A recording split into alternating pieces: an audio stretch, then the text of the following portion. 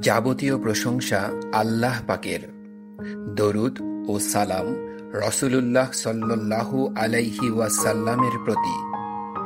পরম করুণাময় ও অসীম দয়ালু আল্লাহর নামে শুরু করছি।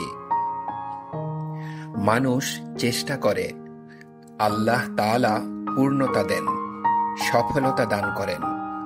জীবনের সব অর্জন প্রাপ্তিতে আল্লাহ তাআলার তাওফিক সবার একান্ত সঙ্গী। তাই সব অর্জনের পর বান্দার কর্তব্য হল আল্লাহ তাআলার শুকরিয়া আদায় বা কৃতজ্ঞতা জ্ঞাপন করা। শুকরিয়া ও কৃতজ্ঞতা আদায়ের ফলে আল্লাহ তাআলা জীবনে আরো বেশি সফলতা দান করেন। পবিত্র কুরআনে আল্লাহ তাআলা বলেন, আর যখন তোমাদের রব ঘোষণা দিলেন, যদি তোমরা শুকরিয়া আদায় করো, আমি তোমাদের অবশ্যই বাড়িয়ে দেব, আর যদি তোমরা অকৃতজ্ঞ হও, নিশ্চয়ই আমার আযাব বড় কঠিন। সূরা ইব্রাহিম আয়াত ৭।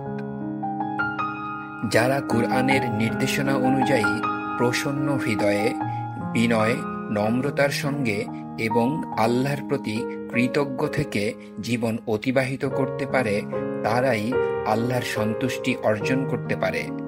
তাদের জীবন হয় সুখময়। আল্লাহ তাআলা বলেন, শিগগিরই আল্লাহ শুকর আদায়কারীদের প্রতিদান দেবেন।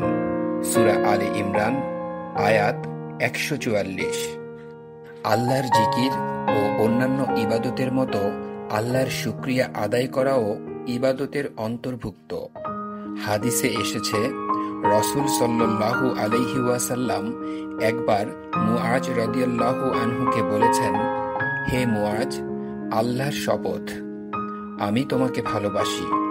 অতঃপর হে মুআজ, আমি তোমাকে উপদেশ দিচ্ছি যে তুমি প্রত্যেক সালাতের শেষে এই দোয়া পাঠ করবে, হে আল্লাহ, তুমি আমাকে তোমার জিকির, শুকরিয়া এবং ইবাদত করতে সাহায্য করো। আবু দাউদ হাদিস নাম্বার ১৫২৪।